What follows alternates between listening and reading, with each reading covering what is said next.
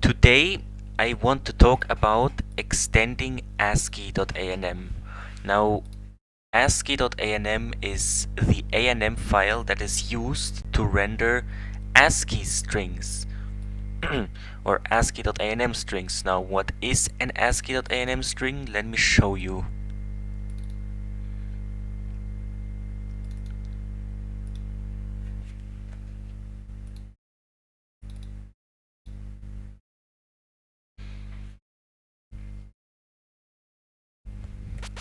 If we go into the replay menu, we see text that looks like this.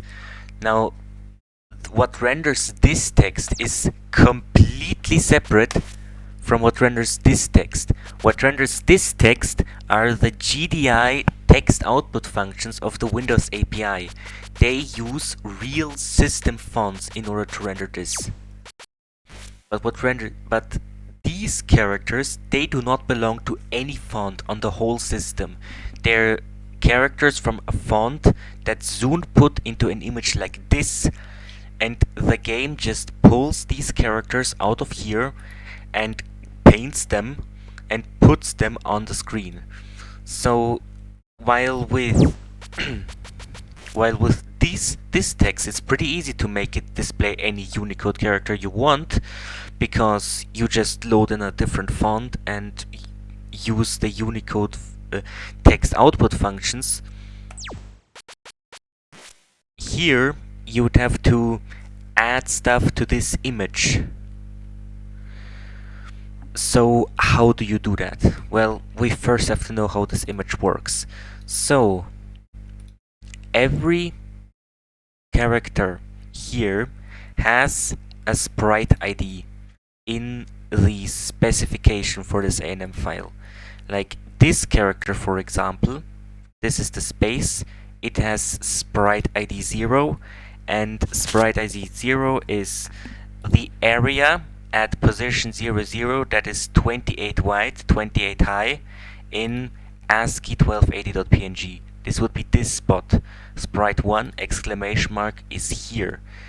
Now, so when the game wants to render a string using ascii.anm, what it has to do is it has to take a character and turn it into a sprite ID. And that sprite ID can then be used to render one of these. How is it done? Well, if we look at an actual ASCII table, then we will see that the order of the characters here is the same as the order in which the characters appear in a real ASCII table. So first we have space, and exclamation mark, and quote, hash, dollar, percent sign, and so on. And then we have all the capital letters, and then all the lowercase letters, and then we have delete, which is this. And this BS is actually what you use, or is it to delete? I don't remember. But basically, all you need to do in order to convert a character from ASCII code to sprite ID is subtract 32. So subtract 32 and the character will perfectly map onto one of these sprite IDs. This is the same for this font, which is also here. Now this font starts at 0175, I think. Somewhere around here, 0176. Yeah, and that's sprite 98 to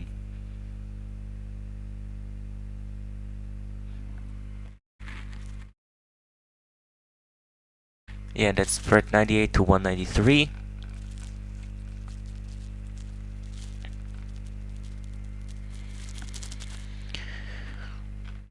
So all you need to do in order to map an ASCII character code to one of these sprites is, let me actually find it again. This is 178 on the web, no, 176 on the web position.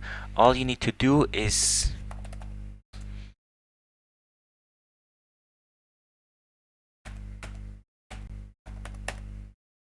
add 66 to the character code.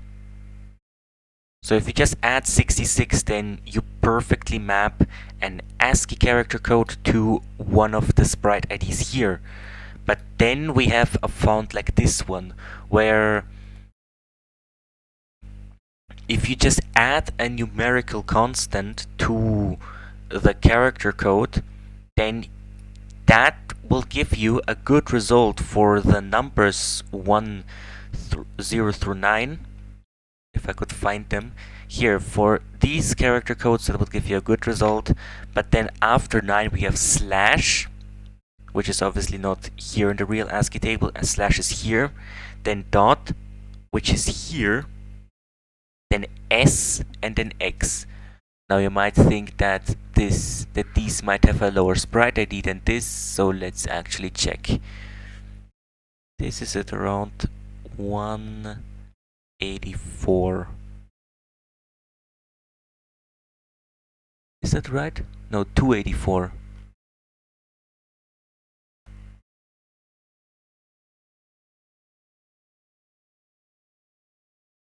288 it is. But as we see, this is the first sprite, then this is the next one, then this one, then this one, and so on. And then this sprite actually has an ID higher than these sprites. So we do need some special cases in order to map this,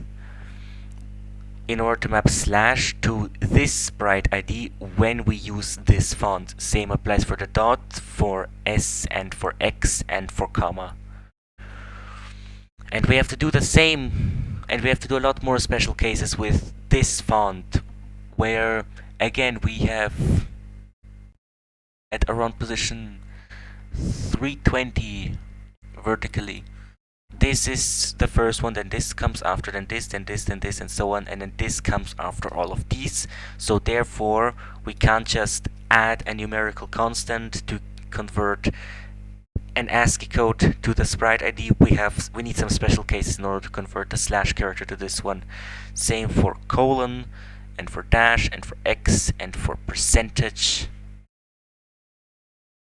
Basically, those need a lot of special cases, and obviously those are not fonts. Those get used manually by things like spell declarations. Here we also have the test sprite, and this weird stuff. This is actually Japanese numerals. So this is 0. This is 1, 2, 3, 4, 5, 6, 7, 8, and 9. I'll probably forget by the end of this recording. But here you can just add a numerical constant to the ASCII codes of 0 through 9 to convert them to the sprite IDs of these ones, and just make sure that you don't have anything other than numbers when you want to use this font. So, now that we know how it works, let's talk about extending it. So I have prepared some comments. So over here, this is around the spot where we would have obtained the sprite ID for a given character. So if we're here, then ECX would be the sprite ID for a character in ascii.png or ascii.anm. Now here, and let me actually launch this. And here, actually I should do this in a different order.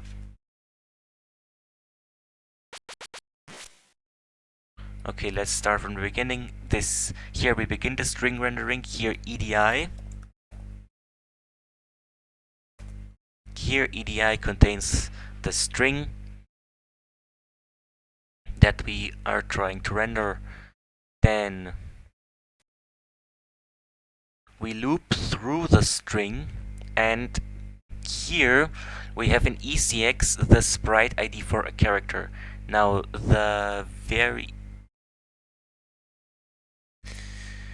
here we have the sprite ID for a character.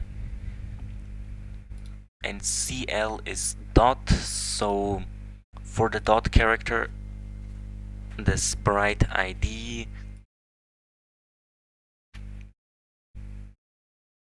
is something. Here, this is the dot character. And then here we go to the next character. Now, so what we would do is here the way we would have a breakpoint that would advance to the next character and also count which character we're on. And the reason why we can't just let Zoon do that is because Zoon just adds one to the pointer to the string. But if we have things like UTF-8, then adding one doesn't really work if we want to advance by one character, that is.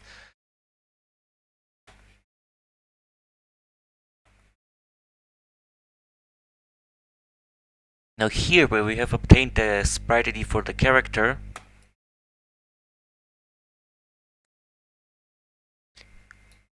then the string is pointed to by EDI, and then we know which character of the string it would try to draw now, because we count that.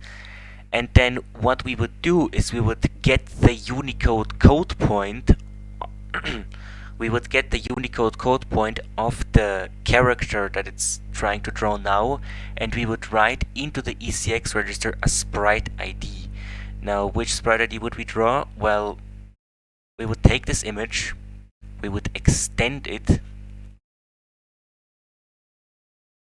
add some more characters there, and then give all of these characters their own sprite IDs, and those would then be the sprite IDs that will be used for characters other than these. We also know the font ID.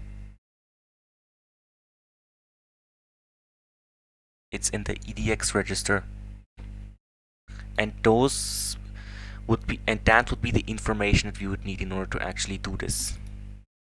So when we're here, then we know which character of the string we're trying to draw now. So we take that character, we get its Unicode code point, and based on that Unicode code point, we get a sprite ID that we add in this ANM specification that would point to somewhere in the image here. And that's how we could extend ascii.anm. And then we could finally draw some Unicode characters with ascii.anm.